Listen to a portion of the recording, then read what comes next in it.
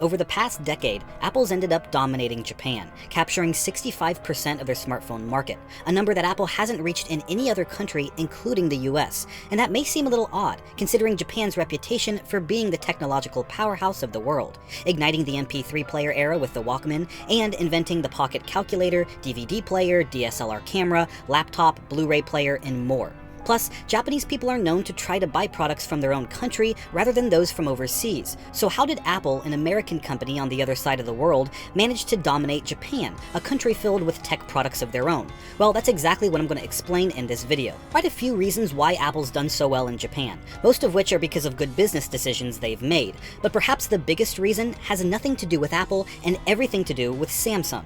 You see, Apple's been battling Samsung in the worldwide smartphone market for years. Today, the two companies are neck and neck, with Samsung at 28% and Apple at 27%.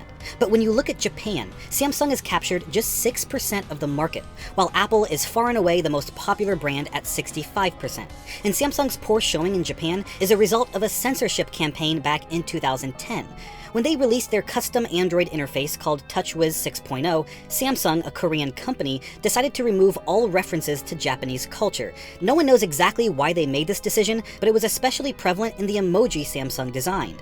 As you may know, companies like Apple, Google, Facebook, and Twitter are free to design their own emoji for their own platforms. That's why they look slightly different depending on the smartphone or app you're using. But the guidelines these companies follow when designing emoji are outlined by an organization called the Unicode Consortium. That way, the meaning of each emoji stays consistent across all platforms. But with TouchWiz 6.0, Samsung took the unprecedented step of breaking from this standard. For example, the TouchWiz Tokyo Tower emoji wasn't illustrated as the standard red and white tower, but a generic gray tower instead.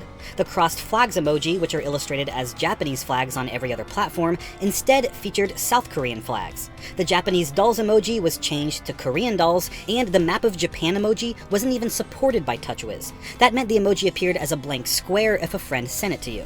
No company had done anything like this before, and it became a popular news story in Japan, where tensions with Korea have been high since World War II. The censorship by Samsung completely destroyed their reputation in Japan, where customers try to support domestic products as often as possible and are unlikely to support any company at odds with the country. That's why Samsung simply accepted the fact that their brand was unpopular in Japan and stopped using their logo in the country entirely, opting instead to simply go by the name Galaxy. Their billboards, signs, and commercials never feature the Samsung logo. Their huge retail location in Tokyo is called the Galaxy Store. Their website domain is galaxymobile.jp, and when you buy a Samsung product in Japan, they don't even put their logo on the box. But despite their best efforts to rebrand, most Japanese customers have continued to boycott Samsung. Now this is where Apple comes in. Steve Jobs happened to have a soft spot for Japan, even before the iPhone was invented. Sony, a Japanese company, happened to be the consumer electronics brand he respected most. In fact, Jobs tried persuading them to allow their popular VAIO notebook to run the Mac operating system, which is pretty high praise, considering Jobs had spent the last 3 years shutting down the Mac clone market. But the VAIO team opposed the idea since the product was optimized for Windows and was already selling well. Jobs also loved traditional Japanese architecture, taking each of his children on a trip to Kyoto to share his admiration. And as it happens, his iconic black turtleneck was designed by Japanese fashion icon Issey Miyake. The first international Apple store was built in Tokyo back in 2003, so there was no shortage of friendliness between Apple and Japan. And when the iPhone debuted there in 2008, Apple entered the market with a strategy. They partnered with SoftBank, one of the country's 3 major mobile carriers, to offer the iPhone exclusively. Now, at the time, SoftBank was the smallest of Japan's carriers, and that worked out well for Apple, since they ran the most aggressive mobile phone promotion in the country's history to attract more users, offering an iPhone for free with a 2-year contract.